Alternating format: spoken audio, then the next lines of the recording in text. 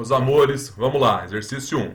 Um químico fez reagir 40 gramas de água oxigenada com 50 gramas de ácido nitroso, segundo a equação. Ele me dá aqui água oxigenada mais ácido nitroso, dando ácido nítrico mais água, certo? Assinale a alternativa que indique a massa de HNO3 de ácido nítrico produzida em gramas e o reagente que está em excesso. Ele me dá as massas atômicas do H, do N e do O e as alternativas. Bom, se eu tenho a massa de dois reagentes, eu tenho que buscar aquele que está em excesso e aquele que é o limitante para poder fazer as contas depois. Boa. Então vamos pensar assim, ó. Eu tenho a reação. A cada 1 mol de água oxigenada, eu preciso de 1 mol de ácido nitroso, certo? Beleza.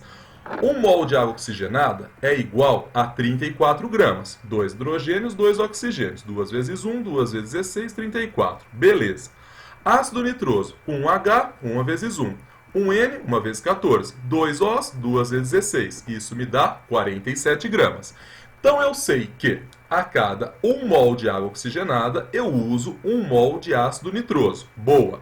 Ou seja, 34 gramas de água oxigenada, eu preciso de 47 gramas de ácido nitroso, certo? Então, se eu tenho 40 gramas de água oxigenada, eu preciso de quanto de ácido nitroso? 55,3. Mas eu não tenho. Você não tem 55,3 de ácido nitroso? Não. Eu tenho 50. Então eu não consigo consumir os 40 gramas de água oxigenada totalmente. Então a primeira parte do exercício eu já consegui matar. Ó, quem que é o reagente em excesso? Água oxigenada. Ah, mas mesmo assim eu vou fazer mais um teste para provar mesmo que a água oxigenada está em excesso. Ó, fica olhando, ó. Eu sei que a cada 1 mol de água oxigenada eu preciso de 1 mol de ácido nitroso. 1 mol de água oxigenada, 34 gramas. 1 mol de ácido nitroso, 47. Para que eu consiga usar 50 gramas de ácido nitroso, eu preciso de quantos gramas de água oxigenada? 36,2. Opa! Ó, eu uso 50 gramas totalmente de ácido nitroso. Para isso eu preciso de 36,2 gramas de água oxigenada. E quanto que o exercício me deu? 40 gramas de água oxigenada. Significa o que então? Significa que a água oxigenada está em excesso. E o ácido nitroso vai ser o quê? O nosso reagente limitante. Ácido nitroso, reagente limitante. Água oxigenada em excesso. Boa, já descobri quem é que está em excesso. Beleza, agora eu tenho que calcular a massa de ácido nítrico. Vamos lá, ó. Ele quer saber aqui, ó, assinale a alternativa que indica a massa de ácido nítrico e o reagente em excesso. Reagente em excesso a gente já descobriu. Água oxigenada, H2O2. Boa, vamos lá agora, ó. Para eu descobrir a massa de ácido nítrico produzida, eu vou fazer algumas continhas. Vamos lá. Só que essas continhas vai ser usando quem? O reagente limitante. Então, olha só, para cada 1 mol de ácido nitroso, eu fabrico 1 mol de ácido nítrico. Para fazer as contas, eu preciso saber a massa molar do ácido nítrico. 1 nitrogênio, 1 vezes 1. 1N, 1 vezes 14. 3 oxigênios, 3 vezes 16. Ou seja, 63 graminhas. Vamos lá, agora ficou fácil, ó. 1 mol de ácido nitroso fabrica 1 mol de ácido nítrico. Ou seja, 47 gramas de ácido nitroso irão fabricar 63 gramas de ácido nítrico. Beleza. Se eu tenho 50 gramas de ácido nitroso, quantos gramas de ácido nítrico serão formados? 67 gramas. Então, assim, eu vou ficar com a resposta de letra E, que ele pediu a massa em gramas, 67, e o reagente em excesso. Certinho? Exercício 2. No processo de redução industrial do ferro, representado pela equação, ele coloca aqui hematita com CO, dando ferro mais CO2, combinam-se 3,2 kg de hematita com 2 kg de monóxido de carbono no resultado do processo. Dados as massas molares, ele começa aqui. Haverá excesso de 0,32 kg de monóxido de carbono, haverá formação de 0,32 kg de ferro puro, haverá falta de um dos reagentes e a reação não ocorre, Haverá falta de 0,32 kg de hematita. A hematita só sofrerá redução com diminuição de 0,32 kg de monóxido de carbono. Você fala, meu Deus do céu. Vamos começar assim, ó. Vamos voltar lá no texto, vamos pensar assim, ó. Ele me deu a quantidade de hematita, 3,2 kg, e ele me deu a quantidade de monóxido, 2 kg. Se ele me deu a quantidade dos dois reagentes, eu tenho que buscar aquele que está em excesso e aquele que é o limitante, certo? Então vamos fazer o seguinte, primeiro eu vou balancear a reação. Eu tenho aqui 1 mol de Fe2O3. Então, 2 ferros de um lado, 2 ferros do outro, certo? Bom, para acertar agora carbono, eu vou colocar 3CO2 aqui e 3CO, porque aí tem 3 carbonos, certo? E aí fica 3 oxigênios com mais 3, 6. 3 vezes 2, 6. Eu vejo que a cada, então, 1 mol de Fe2O3, eu preciso de 3 mols de CO. Eu vou fazer os testes para ver se o Fe2O3 ou o CO que ele me deu está em excesso. Para isso, antes, eu vou achar as massas molares. Fe2O3, 2 vezes 56, 2 ferros, certo?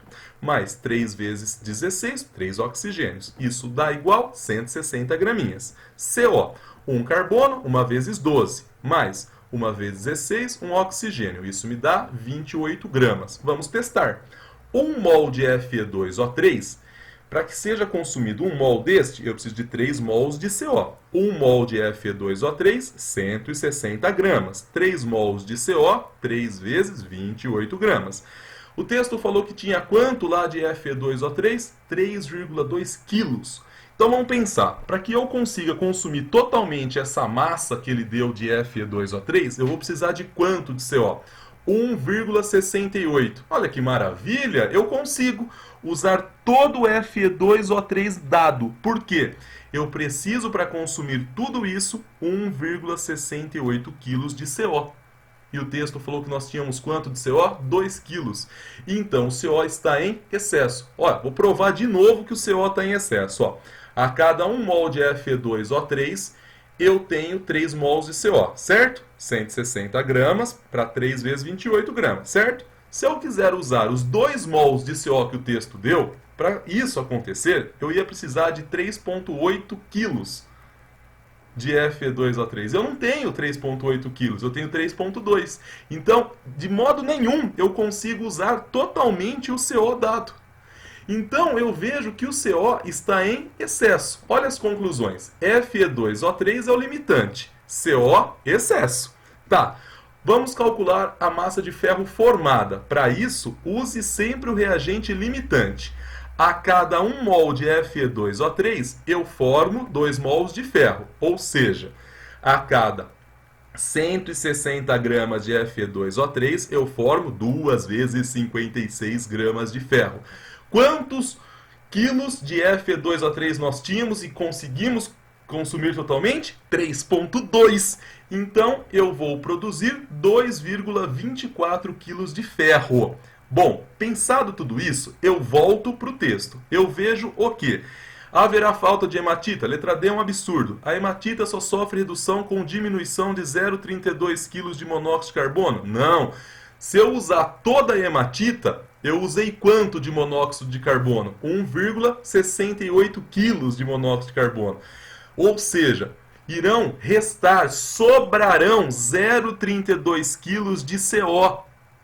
E ferro, eu vi que não é essa massa produzida. Então, só tem a resposta como letra A, a alternativa certa. Haverá excesso de 0,32 kg de monóxido de carbono. Por quê?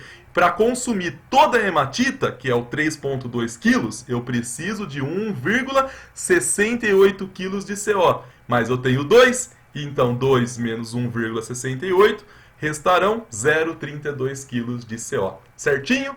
Vamos lá, exercício 3. O CaCO3 é um dos constituintes do calcário, importante matéria-prima utilizada na fabricação do cimento. Uma amostra de 7,5 gramas de carbonato de cálcio impuro foi colocada em um cadinho de porcelana de massa 38,4 gramas. Então, cadinho vazio, né? Tem 38,4 gramas. Calcinada a 900 graus Celsius e obtendo-se como resíduo sólido somente o óxido de cálcio. Então, o que aconteceu? O carbonato de cálcio impuro, quando eu fiz a decomposição dele, a calcinação dele, tudo que era outras coisas foi embora, a impureza foi embora, qualquer outro produto formado foi embora. Só sobrou lá no cadinho óxido de cálcio, que é o CaO, né? Só sobrou no cadinho o CaO. Sabendo que a massa do cadinho com CaO, com o resíduo, foi de 41,97 gramas, a amostra analisada apresenta um teor percentual de CaCO3 igual a quanto? Você fala, meu Deus, eu não sei começar, né? Vamos devagar, ó, vamos devagar. A massa do cadinho com CaO, com resíduo, é de quanto? 41,97. Não leia esse resíduo como sujeira, tá? Isso daí dá uma certa confusão. Esse resíduo significa que na decomposição, na calcinação do carbonato de cálcio impuro, eu fabriquei CaO, que é o óxido de cálcio, tá bom? Tá, a massa do cadinho vazio é quanto, gente? Que ele disse 38,4. Ou seja, se eu fizer um menos o outro, eu consigo quanto?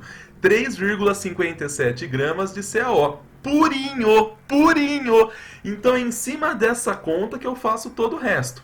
Bom, a reação de calcinação do carbonato de cálcio é essa, não foi dada, mas ela é famosa, é bom você saber. Carbonato de cálcio, quando aquecido, dá CaO e CO2. Tá, se aqui tivesse alguma sujeira, saiu junto com o CO2, virou gás, foi embora. Então tá bom, por causa que o texto disse, né? A cada 1 mol de CaCO3, eu tenho 1 mol de CaO. Bom, 1 mol de CaCO3, 1 vezes 40, porque tem um cálcio só. Mais 1 vezes 12, porque tem um carbono. Mais 3 vezes 16, porque tem 3 oxigênios. Isso me dá 100 graminhas. CaO. 1 vezes 40, um cálcio. Mais 1 vezes 16, tem um oxigênio. Isso me dá 56 gramas. Ou seja, a cada 100 gramas de CaCO3, eu fabrico 56 gramas de CaO. Beleza, mas quantos gramas de CaO foram fabricados, gente? 3,57 gramas. Então foram consumidos 6,375 gramas de CaCO3. Essa é a parte pura. 6,375 gramas de CaCO3 é a parte pura. Volta lá no exercício. Ele disse que tinha quanto de CaCO3? 7,5, impuro. Ah, e ele perde a porcentagem, o teor percentual. Bom, 6,375 é a parte pura, 7,5 é o todo. Então, 6,375 dá quantos por cento de pureza? 85%, gente linda! E assim eu fico com a resposta de letra D de dado. Certinho?